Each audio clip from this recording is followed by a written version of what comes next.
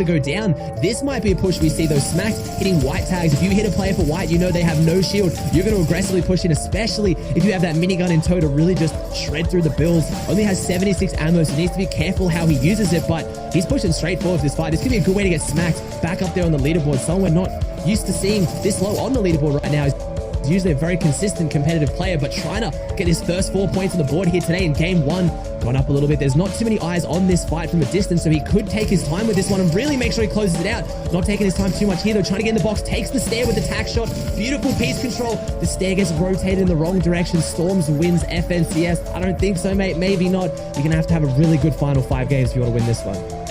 Big elimination right there for Smack, who's just outside that bubble of top 20 now. All of a sudden, really finding his footing here on the game number 7, right? Of the total competition of the 12 games.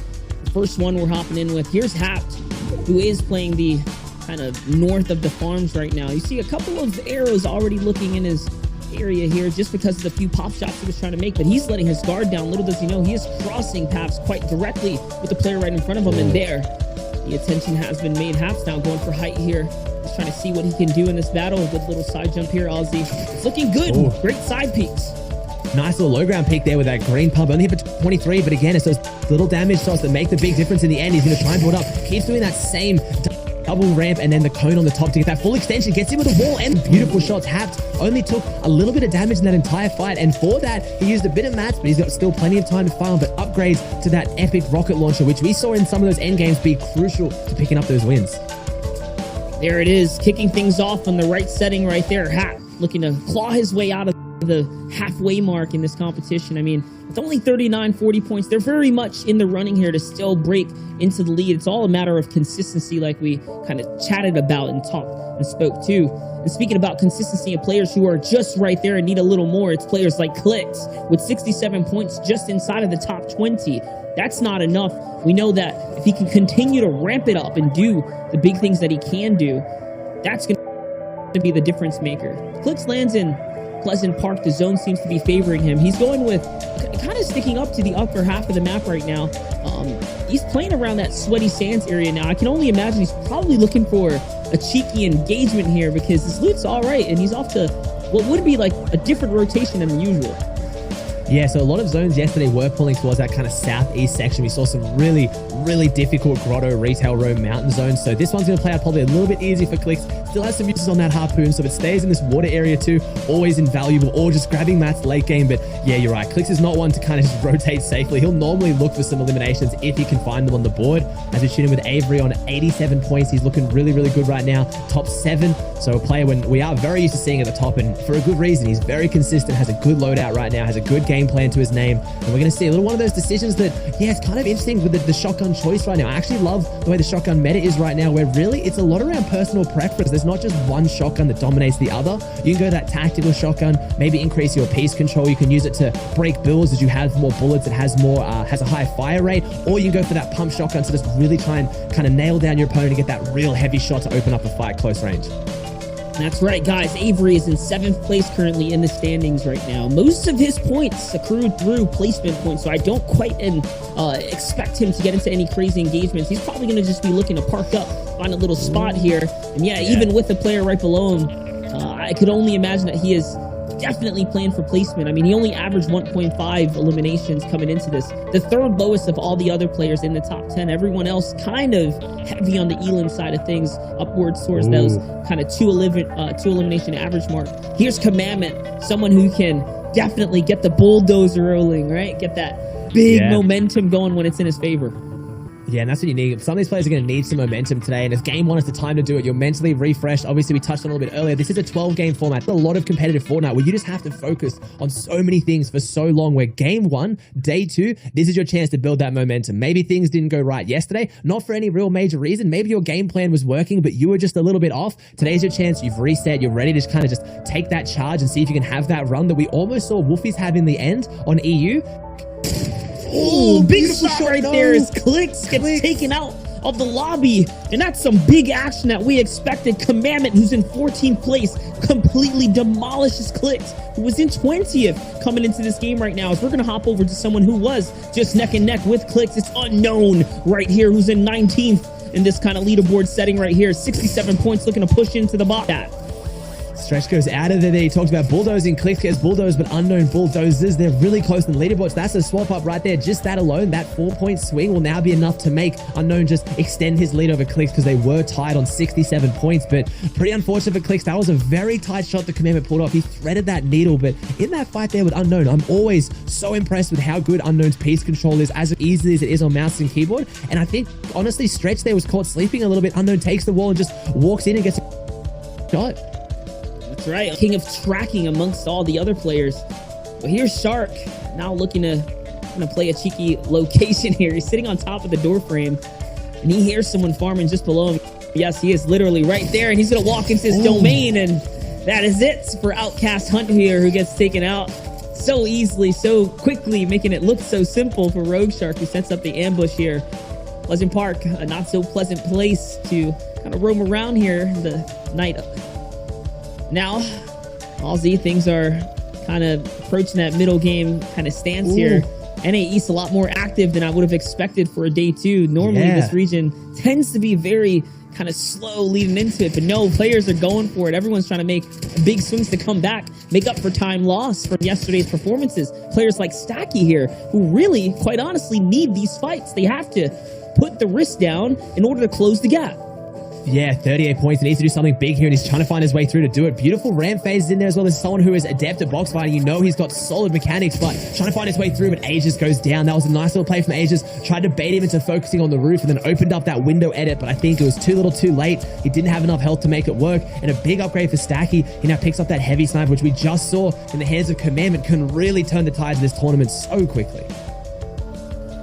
Right, and here's another player, Zate, who suddenly yesterday really started turning up that mid-game prowess, taking battles that really seemed out of the ordinary for a player like Zate, but he was finding some success, and for that reason, he is in the upper half of the conversation here today for the NAE East region right now, gathering information below, directly above. So those guys just trading slots quite literally on the Storm Surge kind of threshold there. And there, another shot. Now he's finding himself a little more comfort here. This is what you expect of someone like Zate, right? He doesn't want to wait for the kind of Storm Surge to start ticking. He's going to find it in the Fortnite community right there. As Ozzy said, every tournament they have ever entered into that had out opens, they qualified all the way through. No easy feat. Something only a prestigious few can say that they have done and accomplished within the Fortnite community. Here's Nuth, though, who's currently sitting at 4th within the standing.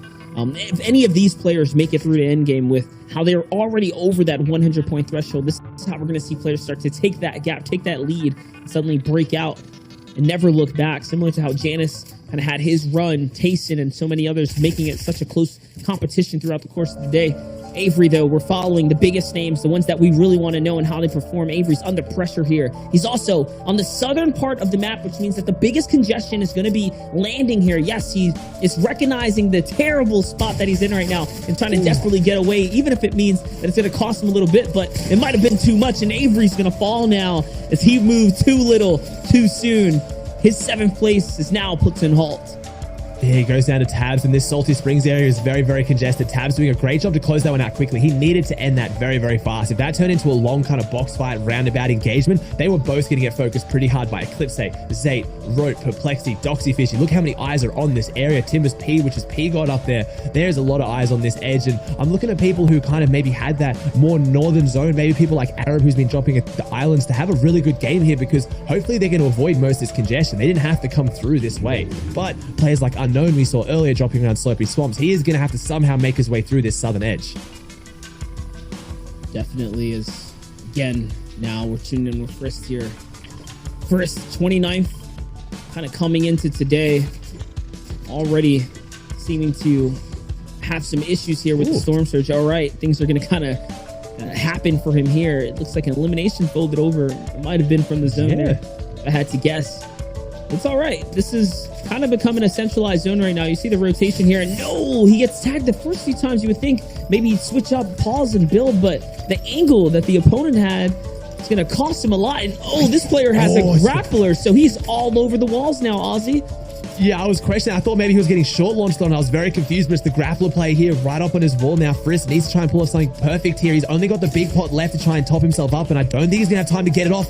That means this player also has that Sky's AR. You can hear this very fast fire rate coming out, but 78 tag traded back. Frisk is not going down quietly. Gives him time to get his big pot off. This other player is going to go for the minis now. Let's see how we go. If he's going to try and maybe go out the wall, is he going to try and still keep pushing forward and see if this player wants to keep following him? Or is he just going to sit here and try and go toe-to-toe again? I think that was enough. That was that 78 shotgun tag. Looks like it was enough to make that player kind of back off and rethink this push. At least I think so, yeah. Looks like they're going to both set up now. They're in zone. It was a decent fight to push until Frisk got a really nice shot back. Oh, I mean, I think he still wants a little more, and he's going to come down and go for the box fight here, trying to set things up to see if he can catch him into his favor, and he is. He's going to take the cone first, and the edit's already made. Now looking to phase in. All he has to do is kind of set it up. Big 76 is going to trade back right now. The shots are piercing through. He's going to find another one through the crack right there, and all of a sudden, that's 140 damage within 2 shots. This could be his fight, and it is. It's Roat who falls.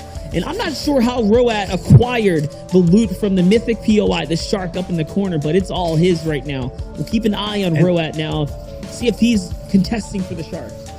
Yeah, big upgrade as well. Gets the launch pad. I think he has 2 launch pads now as well. So has all the mobility in the game, has the legendary grappler and 2 launch pads. It's exactly what you want from that pickup. So he's very happy for that aggressive push. Used a bit of minis. We see Unknown has now made his way up from Slurpee. He's sitting here nice and pretty with 6 fish. He's sitting very pretty. This is not a player you want behind you when you're trying to rotate in. Unknown known to be very aggressive on his rotates here. Still trying to put some pressure down. He's got a launch pad, but he's trying to save it. Looks like he maybe doesn't want to have to use it if he doesn't have to. Or we've seen as the story unfolds across these games over the last couple of days, sometimes those launch pads aren't as safe as what you'd like. If you don't pick the right angle, if you go too high, you get beamed up out of the sky very, very quickly.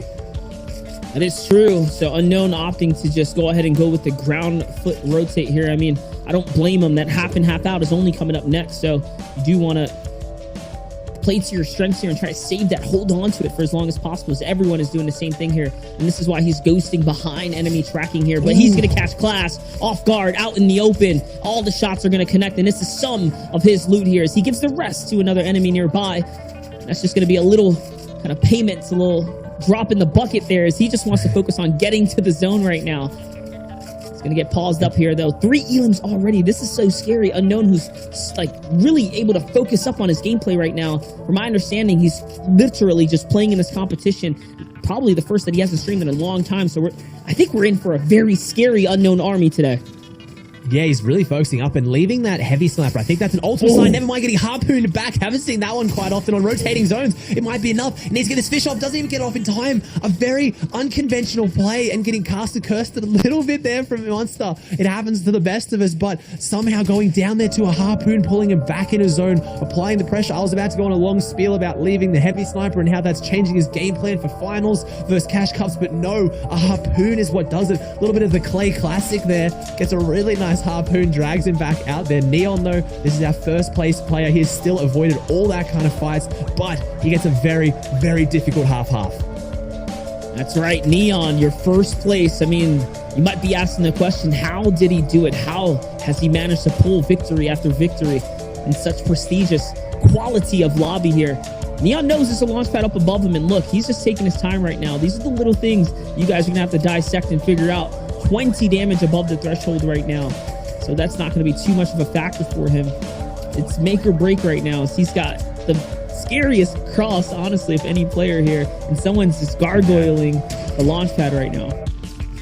Yeah, I know he's going to try and find that launch pad. If he wants it, there it is. He sees it. Even gets that little animation beneath the ground, so he sees that kind of like the air whoosh, and he's going to straight go for it. See if he can maybe make a good rotate. And with these launch pads, you really want to make sure you're not the only one in the sky. Tragic's landing early and trying to kind of go around that edge, and Neon looks like he threaded that line perfectly, as we see Bizzle, who's in second place, so we still have first and second alive. And unless I'm mistaken, Kanata probably still in this one too, so this is looking pretty crazy. I know Eclipse is in there, saw him in the feed, so we've got at least 4 of the top 5 in this game still, and this is going to be heated when this one closes out. We're going to see the leaderboard change up 100%. Different players, different beasts, all with different styles of play, and they're all finding success right now as we're seeing it. I just saw Miro fall in the feed. Miro was on a track right there. He actually dropped Durant, who was in the top 10 just a little bit ago. So someone like Miro, who plays that W key, is now getting punished for it come the mid game here. Let's see though, Bizzle looking for anything that he can find here on the back half. Like we said, he's in that second place, so it's between him, Neon, Kanata, all players that are trying to run, take a stab at that first place. Heavy Snipe is going to come in now though. This is just going to pause here, break it up, and the zone's going to favor him. He is going to be able to move. Those are his floors, and now he has the pressure. This player's on the back half of the zone. He's trying to play that to his benefit, and he's going to get punished in return and goes for it and wins the exchange. Jamper's going to fall now as he gets to heal here. Yeah, that's interesting as well. Bizzle taking that peak on 45 HP. That's a very uncharacteristic, aggressive play from Bizzle. I would have thought he would have tried to relax a little bit, maybe get some of his meds off, but no, it pays off. He gets 4 points, shuts down that aggression. Now he gets the rotate. I'm liking to see Bizzle kind of adapt this meta a little bit more. Those eliminations are worth a lot. Gets that bigger limb, and that's set him up for this endgame now. His zone was pretty favorable for him. He has that launch pad. As you see, Elish also has it, maybe looking to set up to go for a launch pad. He is as well. He's going to go for a high pad over the top.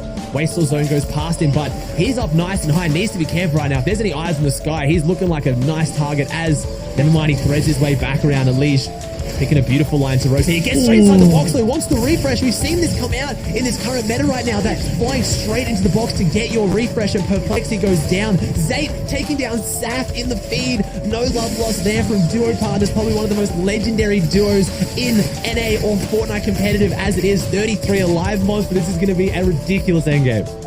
There's anyone that has a big story, it's Zay and Saf, and seeing them go toe-to-toe is crazy. Now it's Elish who's going toe-to-toe with others, as he already dropped Perplexity from this lobby, and now his back is against the wall here, but it's okay because he's in the zone. In 1 second, the zone's going to reveal whether or not it's going to favor him, and it is. He is going to be able to lead out, and now all of a sudden, Elish is very much in the conversation to break into top 10. He just needs a little bit more. Look at height right now. It's Crims on height. It's Zay on height. It's Shark. Players that with height are scary. All players that play off of momentum and play off of height. And now Bizzle trying to give it a run for his money. He's just floating around. This is so much risk here. That's Bizzle just getting eyes on lobby, just dissecting everything that's happening. One of the smartest players to ever grace this game, just getting as much information as he can as he gets beamed up in the back. I also saw Kanata pick up an elimination in the feed in 3rd place. So there is everyone in this game still right now. This is going to decide who is going to be going into 1st place as Bizzle takes down the elimination on Crims. He's going to try and start focusing on high ground himself now. Maybe he wants to go for it. Doesn't have that minigun, doesn't have that rocket to really pressure out height, but he's in a good spot to try and build up for it if he can play it properly with 65 mats to his names, courtesy of that harpoon after he got that refresh. 19 players alive. Zone goes back, so he gets to follow some of his old builds if he needs to. Rogue Shark going down in the feed. Kanata going down in the feed. 3rd place goes down. Timbers P-God taking him out here, so Bizzle and Neon have even more chance to kind of extend that lead. I think it's going to be Bizzle's game here, possibly. He's just keeping eyes on that height monster. He wants it so badly. This is where he performs the best, when the lobbies are at the highest of caliber. There's something about Bizzle. Something clicks every single time, and he just manages to perform as he's going to get beamed down to little to no health and taken out by Frisk right there. Now we're back into low ground with Nuts, someone who's way up top, and he's going to land his shot. It's going to be TJ who's going to fall here. We're in the top 10 situation right now. He's now looking inches way through. Very limited builds, but the floor is all weak. This is his playground that he can play with here and move around. 7 remaining now, Ozzy. It's only becoming more and more intense. The RPGs are coming out, and it's going to find Zay. Bizzle goes down here. I'm pretty sure Noah's about to say Noah was the only person here in the top 5 still alive, but he goes down. Elish is going to change up here. Elish has 100 points. He's making the rotate onto low ground. 3 players alive. Looks like it's Bryce versus Elish, and I'm not sure who the 3rd is, but he's going to change up. It's COD Genesis, a name we haven't seen too much of here today. Maybe trying to make a name for himself here. We have Elish outside the zone. Going to try and go for that flopper play. He only has 6 builds left, but he does have another flopper left. Gets a really nice angle and gets a really nice beam. Takes him down. Elish now can take this high ground, kind of scoop up those mats off the elimination on Fryst. He's now got that high ground. 111 points. Needs to close this one out. He's jumping down. Can he make it? A 6 elimination win. He can. COD Genesis going down. Elish picking up so many points this game. That should put him in at least top 3, top 5.